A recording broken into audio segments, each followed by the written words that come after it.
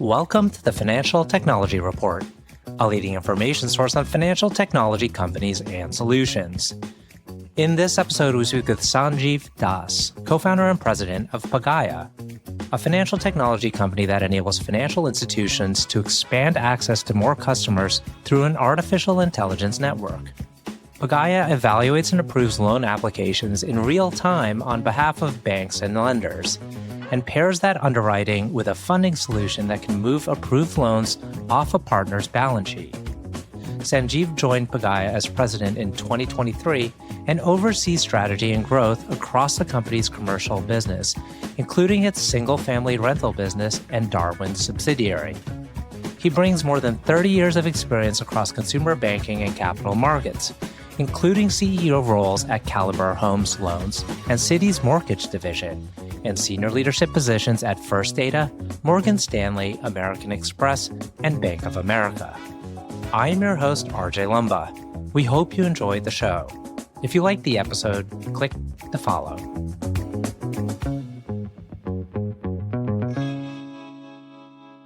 Sanjiv, thank you so much for taking the time to chat with us today. It's a delight to be with you. Good to meet you, RJ. Thank you for having me. I thought where we could kick off is a little bit about Pagaya, because folks in our audience may not be as familiar with the company. What's interesting is that over the past 10 years, as it's grown to be a dominant player in what it does in consumer lending, and a lot of that is driven by the technological changes that have happened and your ability to use AI to power consumer lending. So maybe to kick off, if you could give us kind of that overview that helps explain Pagaya. Certainly. Thanks for the opportunity. Very simply, Pagaya is a fintech company that takes loan applications in real time and approves loans on behalf of banks and lending institutions using data and AI and a lot of predictive analysis to appropriately underwrite a loan, which is basically approving a loan or rejecting a loan, but it uses vast amounts of data and predictive analysis to approve that loan. And it does it on behalf of the lender. And while it approves a loan, it also helps take the loan off of the lender's balance sheet. So it offers not only a lending solution, but it also offers a funding solution. So in that respect, it is different to just a regular fintech that uses AI. It also gives it great capital markets execution. So let me give you a simple example. Let's say you, RJ, apply for a personal loan to JP Morgan Chase, and you apply for a personal loan for $10,000 online. JP Morgan looks at your FICO score. Your FICO is, let's say, their cutoff is 750 on FICO. As you know, 750 is a very high FICO. But the bank has its own capital requirements and lending cutoffs, and they said, sorry, RJ, you're at 740. We can't approve the loan. Now, RJ at 740 is a great customer. Mm-hmm. He may be a deposit holder at JP Morgan, but JP Morgan's policy has a cutoff at 750. So what Pagaya does is Pagaya's API is embedded in JP Morgan's loan system. JP Morgan automatically takes RJ's application, says, we, JP Morgan, couldn't approve it. Pagaya, can you approve it? And so Pagaya, in milliseconds, approves or rejects the loan based on Pagaya's data. And the loan gets approved as a JP Morgan loan to RJ, even though it was approved by Pagaya. And because JP Morgan is not willing to take a less than 750 loan on its balance sheet, Pagaya takes it off its balance sheet, securitizes the loan, and sells it to private credit and private investors. So net-net, the value to JP Morgan was that they approved a customer's loan. They didn't take the risk that they had their minimum cutoff on their balance sheet. By the way, they end up servicing the loan after you've taken it. So they keep the customer and we keep the asset. That's the best way to understand it. So it's great for consumers because all of these customers who don't get loans from mainstream banks would have gone to payday lenders and would have paid a 300% interest rate. Or, I mean, it's unbelievable what the loan sharks rates can be. So Pagaya offers this as a full service to banks and lenders. And today it originates $10 billion worth of those loans on behalf of 30 lenders. I had not realized, and I was looking at one of your company presentations, that it's, I think, the percentage of people who are typically not approved is around 42%. Maybe they're not approved or they are not approved by traditional banks. Yes. And as you were mentioning, the alternative is very high interest rates. Was that gap in the market, had that always existed? I mean, it seems astounding that before Pagaya entered this market, that a lot of these borrowers were left with just slim pickings of lenders who would charge very high interest rates. Very much so. I mean, the whole industry of payday lenders is because mainstream lenders like banks and several non-banks, like even monoline lenders, would not approve loans because of generally a lot of regulatory pressure on them. So perfectly good credit, mainstream America was not getting mainstream lending. Mm-hmm. So mainstream America went to marginal lending, and the marginal lenders, the whole payday industry started because I feel that mainstream lenders could not lend to mainstream consumers because of regulation, not because of credit. These are perfectly good credit people. I mean, more than 4 out of 5 consumers that we approve perform phenomenally well. And for the 1 out of the 5 that don't perform that well, we charge a slightly higher interest rate. So just to make it come to life, if a bank would give a consumer a loan at, let's say, 14% for a personal unsecured loan, we might offer that loan for 18% because we think the risk is higher. We can price up the risk. And if that consumer performs well, then that higher interest rate that the consumer pays, consumer's happy to pay a slightly higher interest rate. Whereas the alternative is to go to the loan sharks that would charge, as I said, as high as 300%. That's 1% a day. So the alternative of Pagaya being able to take those loans on behalf of the banks Mm-hmm.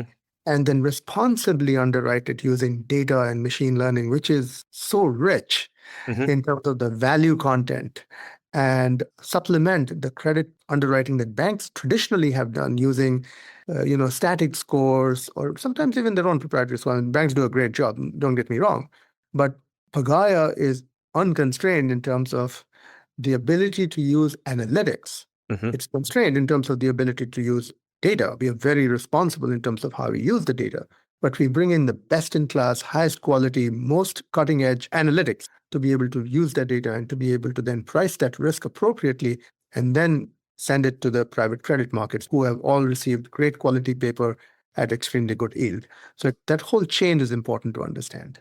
Mm-hmm. Yeah, it does seem like just using a simple FICO score is a crude way of analyzing a consumer borrower. And with your engine, you can really quickly unpack whether or not someone is a viable borrower. I'm curious if there's a way to explain how your engine, your AI platform can quickly tell in milliseconds.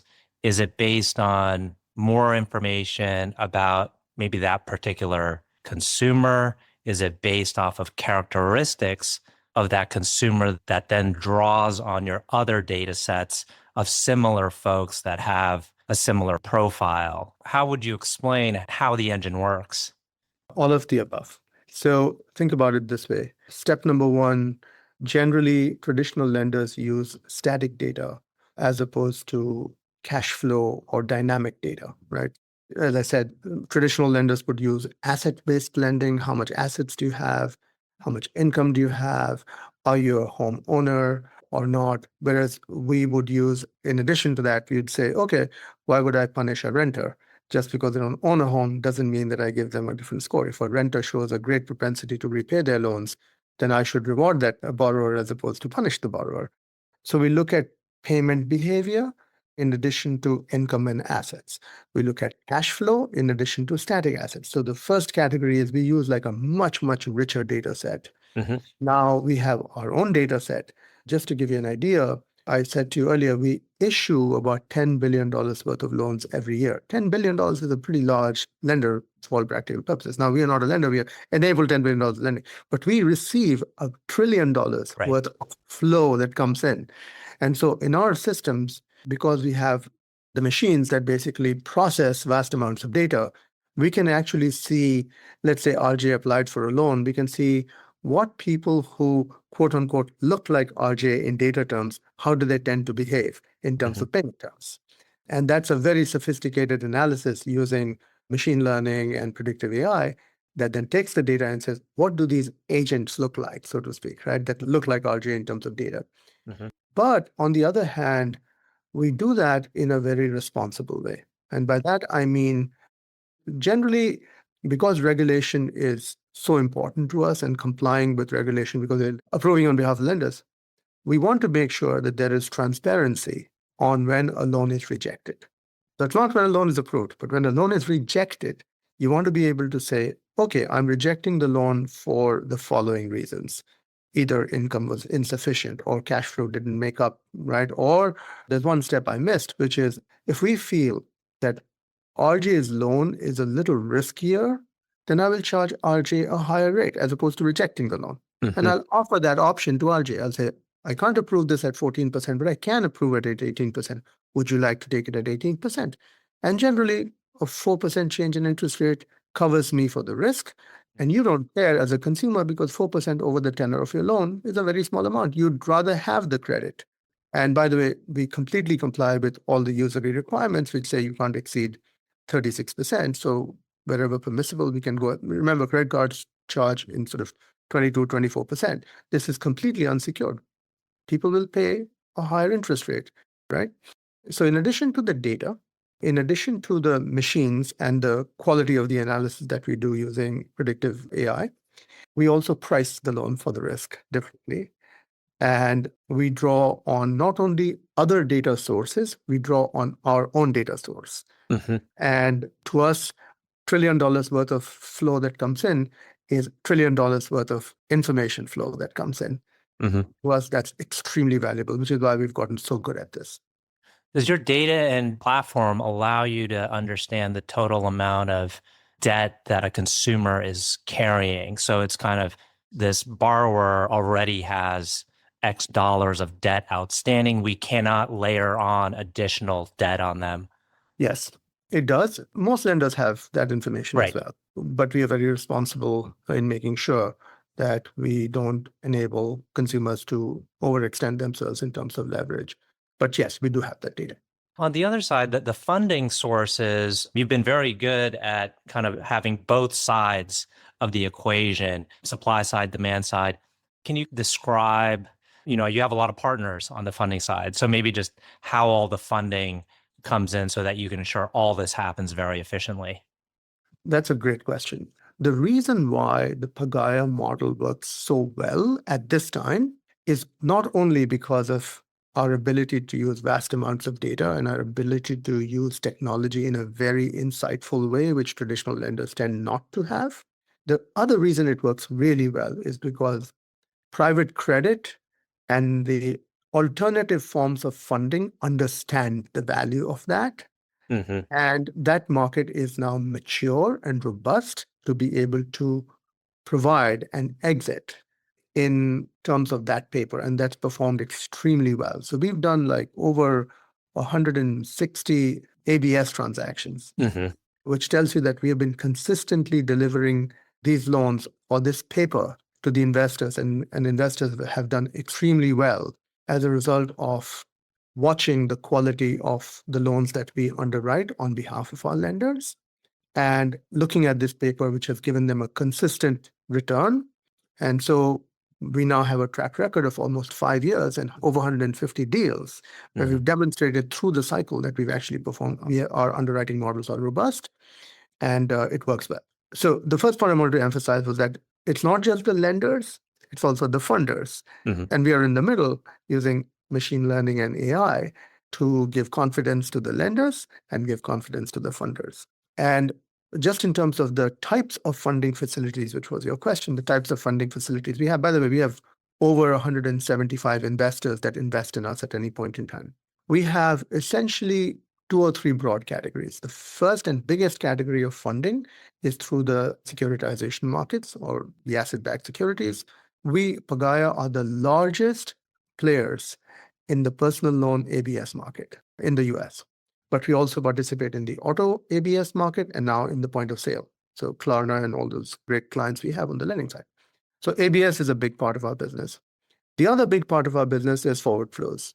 So to large private credit or asset managers, we will basically do a forward flow as opposed to a securitization. And that is another form of getting funded. And then, of course, the third category, there are many other categories, including potentially doing this at a QSIP level. But the private public securitization markets and the forward flows are ways by which we get the funding done. Mhm. And it's a very deep market.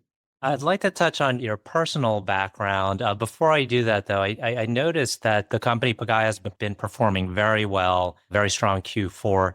How do you look at the next, year, 3 years, 5 years? Do you see Pagaya growing, consistently over that time frame? And to what degree do you see growth expanding?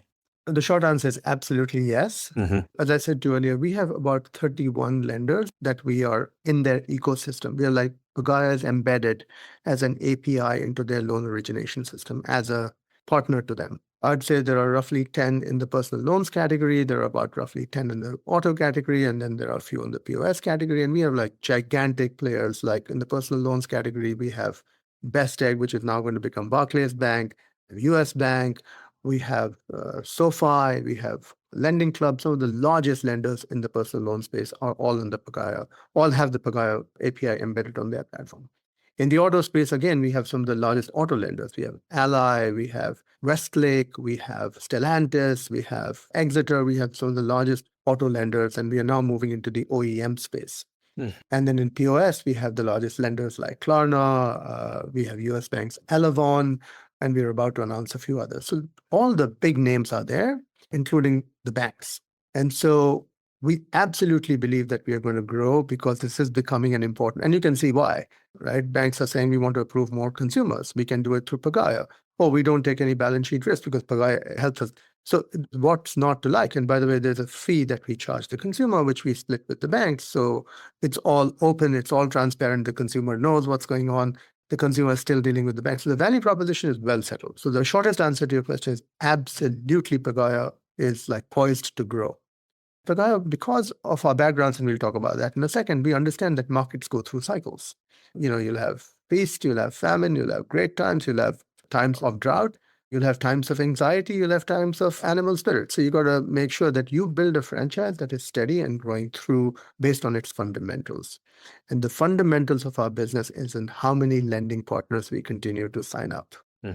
And how we make ourselves robust from a cash, capital, and balance sheet standpoint to make sure that we go through the cycles of the funding environment as well.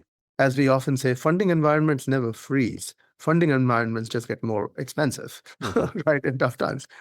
So that's the franchise, RJ, we are building, a franchise that will last through cycles, a franchise that will grow based on more and more and more adoption from our partners till we become like a central part of the ecosystem in the US financial lending system. You have a very rich background in the financial services space. You've been with big financial institutions. You've been with private equity firms. Would be interested to hear that evolution. Where did you start out in your career? And then, your stops along the way leading you to Pagaya.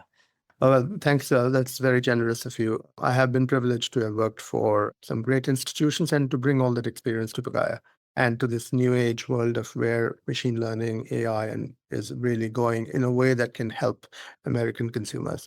I started my career at American Express and then went to Bank of America, mostly in cards, two of the finest institutions, as I'm sure you know, in credit cards. And then I went on to do mortgages at Citigroup in Australia, and I became the head of the consumer franchise for Citigroup in Australia.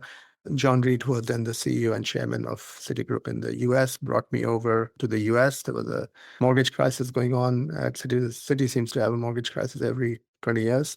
He brought me in to run Citi's mortgage business.